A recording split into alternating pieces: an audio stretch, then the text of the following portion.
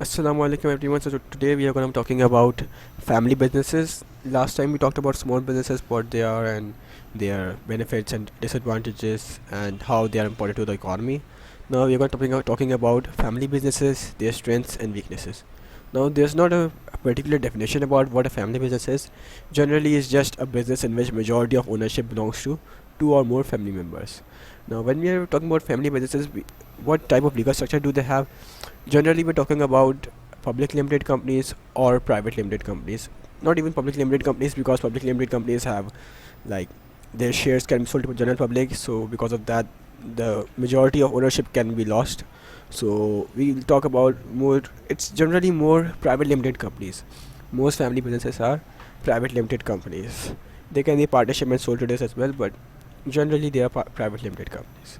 So there's a basic definition that I've written down. These can be defined as businesses in which majority of ownership belongs to two or more family members. That's just a basic definition that you can give for 2 mark question if it comes. Now, what are the strengths of a family business? Like the only difference between this family business and normal business is that the ownership, the main owners of the business, that they are known to each other, they are family members. So, what sort of strengths and benefits do you think can that can help that can affect the business? Well, there's just knowledge continuity. Experience, skills, and knowledge are conveyed or passed down to the future generations, ensuring that the business continues its operations. Basic idea is that all the knowledge that the owner currently have, they pass it down to their successors, their kids. When they take ownership, they continue that business. So the business continues with its traditional ways of production. The knowledge is retained, so it's a source of pride for that. You know, the knowledge is being used again and again. The knowledge is retained. So that's one of the advantages that they have. This commitment. Since the business is owned by a family, the members are devoted to make the business grow and prosper, as well as prove beneficial for future generations. So you're committed. It's your own business. Your name is associated with it. It's like pride, a very you're committed to that business. So there's a lot of commitment involved. You work day and night. You work hard, and all the members are devoted to make the business grow and prosper. Now, the reliability and pride, both of the points can be related to reliability and pride. That's one of the biggest strength that there is. Members strive hard to make their product well known in the market by increasing quality and maintaining good relationships with stakeholders, as the business is viewed as a source of pride for the family members. Now, members, as I said earlier in these points as well, that they work hard. They try to make the business a success because their name is associated with it. It's a source of pride for them, for the family, that oh, we are so much rich. The business, we have such a great business. We have a great customer base. We have so great suppliers and all. So they try to maintain that name. They try to increase the quality by that, as compared to normal business, which might not have that name. That ownership can be changed to some other people if it's a public limited company or something like that. But over here, your partners are your family members. Your family is the main owner. So it's a source of pride. You all work together, you all work happily, you're all known to each other, so you can adjust accordingly. However, of course, there are some weaknesses. And there's informality. Informal attitude of the owners may lead to inefficiencies in work as well as internal conflicts. They might feel at home and therefore lack strict working conditions or formal business practices and procedures. What this point is about is that there's informal attitude. There's a lot of informality in it. So like you are known to each other. You are like, oh, you might think of it as, oh, you might feel at home, like yeah, we are at home. There's no more such, like when you are at work, there's a certain pressure, there's a certain environment that makes you feel like working. But if you have the same atmosphere as you have at home, then you might lack some motive, you might lack some determination, and that opposes the previous strengths that we have. Okay, there is commitment, but there's also informality, and informality generally leads to inefficiencies in work, and also internal conflicts, which is over here. This point, let's talk about this point first, since we have talked about internal conflicts. Family problems from home might be brought into business, leading to conflicts, and management might be slow or indecisive. It can also go the other way around, as conflicts of opinion on a certain business project might lead to conflicts at home as well. So conflicts generally mean both sides, either at home or the business. If you are not good at home, you have some sort of conflict due to some family issues, that will be brought into the business as well. So suppose two people had a fight on some small minor family issue, but they might bring it into the business as well. So because of that, they might fight on some decision making, like if they want to go for let's say social responsibility. If they want to increase their social responsibility, the business wants to become a more socially responsible member, and some members of the business might resent it, not because they hate the social responsibility part, because they don't want to agree to that particular family member because of the fights that they had at home. So that's some very immature sort of thing, but yeah, that happens a lot in family businesses. It can also go the way around, like if you have a conflict of opinion on certain business project, that okay, I want to invest in that, but the other family members are like no, we shouldn't, and they propose something else. There's conflict, and that conflict can be brought to home, and you might have some fights at home as well. So that's not something too good. These are the two basic weaknesses. There's more as well. The traditional part. Generally, there's reluctance to adapt to technological advancements and instead continue with traditional workplace practices and production methods, as it may be seen as a symbol of pride for the family. Now, the basic idea behind this point is that people think of it that there are no innovation, there's no innovative ideas. They could generally use traditional practices because they think of it as a pride of the family, that okay, we have a traditional way of working, but that is not something too good. Sorry for the interruption. That's not something too good, because in our current market standards, business should be able to adapt to the environment changes, to the technological changes, and grow, because customers really want to, you know, go with businesses that are adaptive, that react to changes. If you're traditional, you hang on to your traditional practices, then that becomes a problem, because you're not able to adapt it. You should be able to adapt. But yeah, it can be sometimes useful as well if your business has a very good brand name and your traditional practices are like very good, something like that. Succession and continuity problem. Now, lack of ability and skills of descendants often lead to the downfall of family businesses.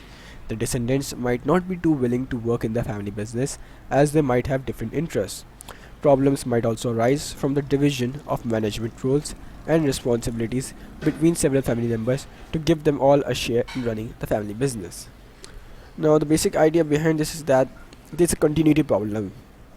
When they go down the hierarchy, as the descendants take over the business, they lack the ability. Yeah, they try to be traditional, they try to, inherit the skills that has been taught to them, like the strength that they had, knowledge continuity.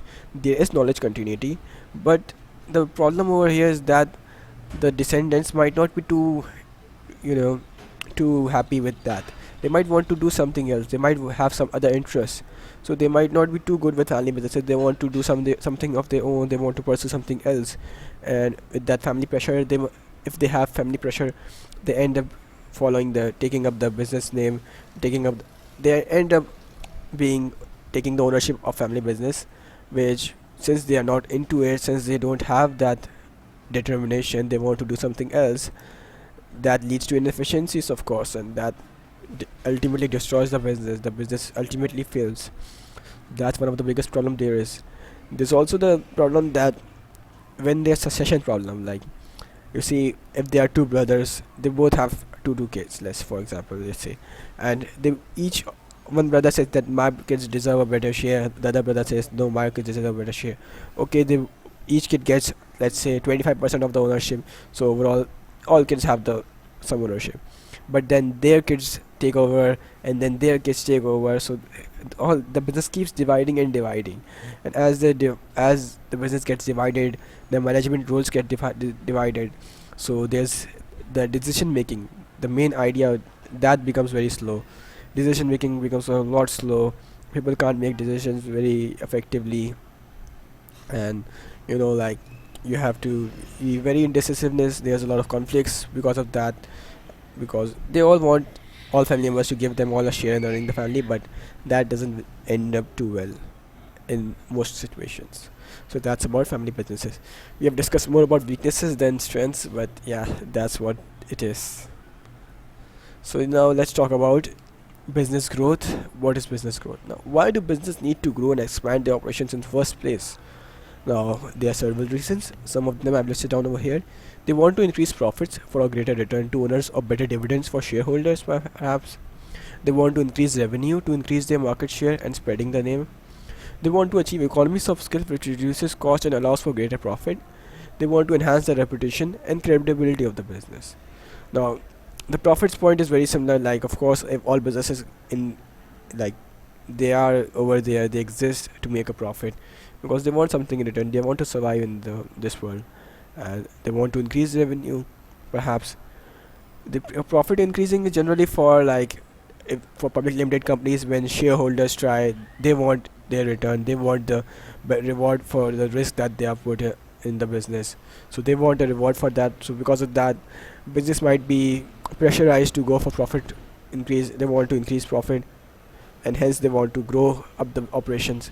They might want to increase revenue and to increase the market share, to make the business name known, to increase their brand name. So that's why they might go to increase revenues, and of course in order to increase revenue they have to grow their operations. They might even want to achieve economies of scale, which ends up reducing the cost and allows for greater profit. So if your business expansion, if your business is a large scale business, then then you buy in bulk, and because you buy in bulk you achieve economies of scales, which reduces cost per unit. Cost is reduced.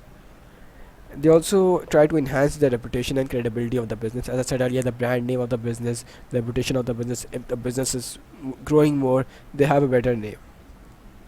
So that's about the reasons. Now, in our course, we don't talk about external growth. There's internal growth and external growth. Let's talk about internal growth first. And external growth is not a part of our syllabus, but it can be achieved by mergers or takeovers. The understanding is not needed in our business studies syllabus.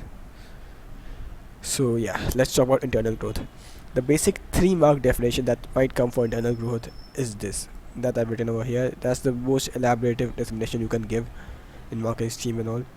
Organic growth, that's also another name for internal growth. The basic definition of organic growth, sometimes they might ask you what is organic growth. So organic growth is growth of a business through internal processes like reallocation of sources, optimization of processes, or offering new products. So you increase your product portfolio, you use more technological ways, or you try to relocate your sources, you try to relocate your business, like change your location. That could also be done. Now, how is organic growth done? It is done by using the business's profits to open more shops, factories, outlets, etc.